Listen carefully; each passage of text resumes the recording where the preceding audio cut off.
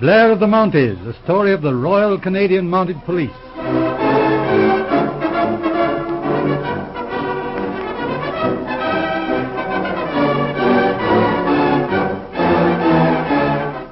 We present the 19th episode in Blair of the Mounties.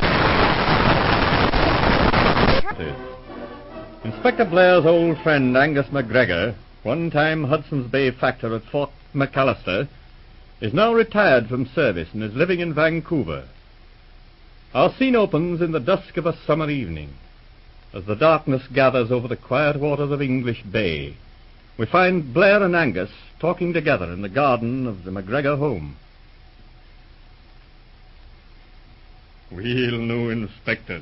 It was mighty good of you to drop in the next. I didn't expect you. Why not, Angus? Well, I was just reading the paper about the bank robbery in the city. I was thinking you'd be busy. That's nothing to do with me.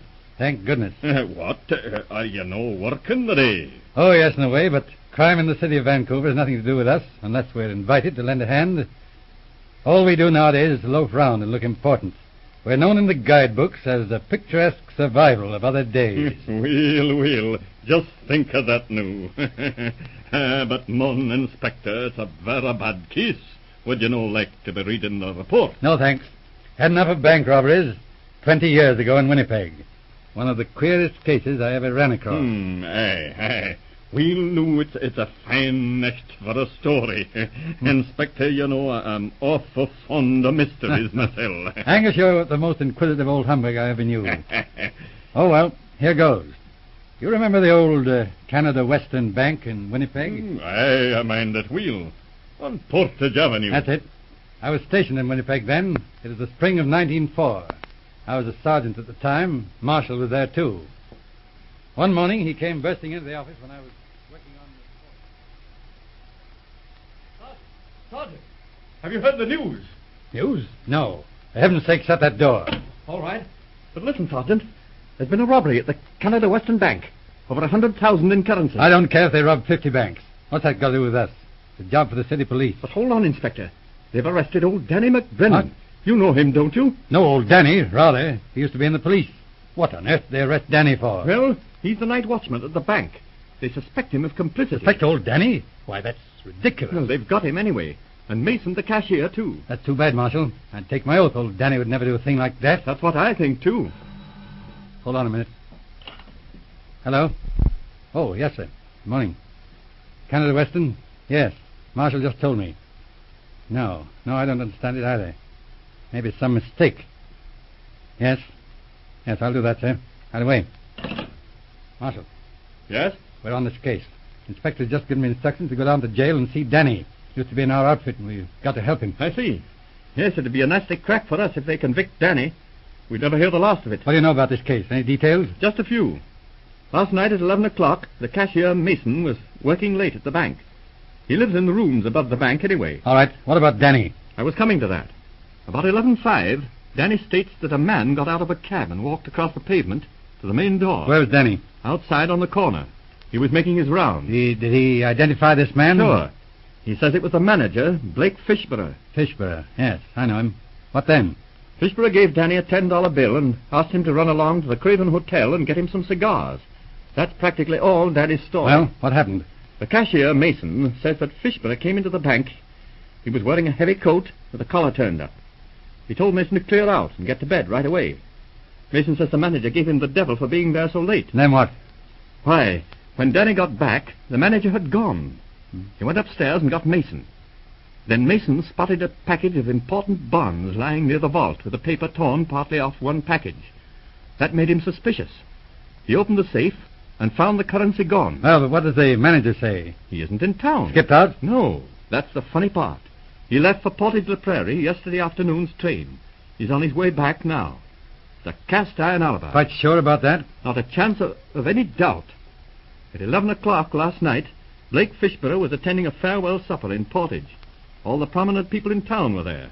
It's a dead sure alibi. All right, let's go down and talk to Danny. This way, Sergeant. Morning, Danny. Good morning to you, Sergeant. What's this I hear about you, Danny? Robbing banks? Getting your name in the papers? I'm surprised at you. Don't be making a joke of it, Sergeant. Sure, it's bad enough without that. Come on now, Denny. Brace up, my lad. Don't suppose anybody in the old crowd will ever believe this on you. We're all with you, Denny. We'll get you out of here if we have to start a war. It's fine to be talking, Sergeant, but there's nothing you can do. Let's have your story anyway, Denny. Sure, it's not much use. I've told it 3 times already. It's so crazy I'd hardly believe it myself. Come on, Denny. I want that story just as it happened. Start at the beginning. Well, all right. It was exactly 11:05. I came out of the alleyway at the side of the bank. Where have you been? Just on my usual rounds. I started at 11 with the outside of the building, checking the doors and fire escapes. It takes about 5 minutes. All right. What happened when you came out of the alley? Begorry, there was a cab just drawn up, and Mr. Fishbury gets out of it. And I hurried up to meet him right at the front door. Be careful, Danny. You're sure it was the manager? Of course. I take me dire oath on it. He had a heavy coat on with the collar turned up. But I saw his face, and I heard the voice of him. Sure, now, don't I know him all of the 7 years? All right, what next? Well, then he pulled out a $10 bill, and he says to me, Danny, he says, I'm going into the office for a while. Go along to the Craven House and get me a half a dozen of them long-tom cigars. The Craven House? That'd be quite a way from the bank, eh? Sure, 12 blocks it is now, and me walking. But it's the only place they keep them cigars. How long did it take you? Oh, it was 25 after 11 when I got back to the bank. And when I got back, the office was all dark and not a sign of the manager. What did you do then? Well, I thought he must be upstairs in Mr. Mason's the cashier's room, so I went up. Mason was just getting ready for bed when I told him the manager was gone. He wouldn't believe me, and we both busted downstairs into the bank. And what did you find there? Nothing at first. Then Mason spotted a bundle of papers, bonds they were, just by the door of the vault. He picked them up. That was when he tumbled to it that the vault had been opened. I see. So he reopened the vault, eh? That's right, Sergeant. And then he called me. There was bonds and papers strewn all over the floor. Oh, it was a devil of a mess, it was. No time lock on that vault? No, there's a talk of putting one on in. Well, most of the banks have them now, but there's never been one in the old Canada Western. How many people know the combination? Just Mr. Fishbury and Mason. I see. It's a bad spot for you, Danny. Aye. But I still don't see what right they have to arrest you. There's no tangible evidence against you. Just one thing, Sergeant. What is that? That $10 bill Mr. Fishbury gave me for the cigars. It was a brand new bill. It was one of the bunch that was supposed to have been put into the vault yesterday afternoon. Ah, I see. So the theory is that you and Mason opened the vault and got that money last night. Why, that's crazy. It may be crazy, but it's pretty hard to get away from that bill. Bad cess to it. This is the truth you're telling me, Danny? May I never speak a word again, Sergeant. It's the whole truth. And you're sure it was Blake Fishburne, the manager you saw at the bank last night? I'd stake my life on it. And yet there are 30 or 40 prominent people who could swear that he was in Portage la Prairie at 11 o'clock last night. It's certain he's there this morning. He must have been there, Danny. Aye, it looks that way. But I tell you, I saw him here last night. They never believe you, Danny. That's what I'm thinking. All right. Marshall's having a talk to Mason, the cashier. I've got to go now, Danny. Cheer up now. We'll find a way to get you out of this. Thank you for trying anyway, Sergeant. Marshall, Yes, Sergeant. get anything important? Afraid not. Just the same thing over again with a few more details. What do you think of this man Mason, the cashier? Hanged if I know. His story's straight enough. It fits in with Danny's story about the manager, Fishbury, coming in just after 11 o'clock. He says the manager called him down for being in the bank at that hour. But he went straight up to his quarters, leaving the manager in the office. Yes, hard to start a theory. Why should these two men invent that story? It's such a poor defense. The most impossible thing they could have thought of. Which, of course, is all in their favor. This cashier was in trouble. Owed money in large amounts. He had the combination of the safe. Yes, I wouldn't pay much attention to his story alone, but I can't get round Danny. He's a simple-minded old fellow with a tremendous sense of duty. Can't see him as a criminal accessory at all. I believe he's absolutely positive he saw this manager. And yet, the manager was in Portage at the time. By the way, did you see him just now? Yes, he's back. I had to talk to him. He seems like a man in a dream. There's no doubt about that alibi. At 11 o'clock, he was making a speech in full view of 30 or 40 people who've known him for years. Did you ask him about this statement of Danny's? Yes, but he just smiled at me in a puzzled way. I felt rather foolish. Because, Marsh, there's no getting away from it. That man was in Portage last night and not at the bank. Yes, there's no getting away from that. Take it the other way round. Question of identity here at the bank. Yes, it's just as certain at this end. Even if Danny made a mistake, Mason the cashier saw the man in the light and talked to him.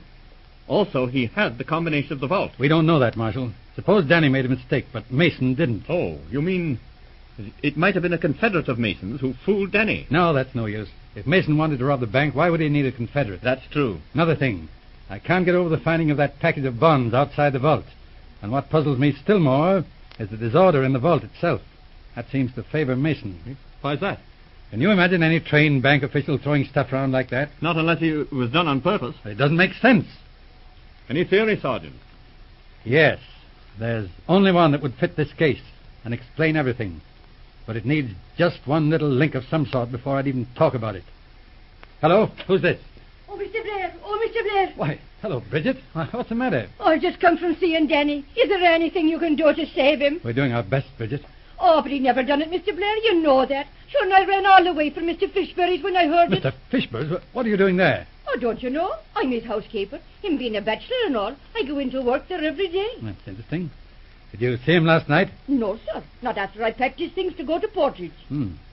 Did he take a big fur-lined coat with him? Aye. It's funny. He took 3 suits of clothes and 2 overcoats. See? Here, hold on. What were they? Well, there was the clothes he was a-wearing, and then his dress clothes, and the suit he wears to the bank in the daytime. Did you pack that one? Sure I did. I don't know why. Holy smoke, that's got it. What is it, Sergeant? That's what I wanted. We've got him. Come on, hurry up, Marshal. Well, for mercy's sake. You have heard episode 19 of Blair of the Mounties. The second and concluding part of this story will be told in episode 20 of this series.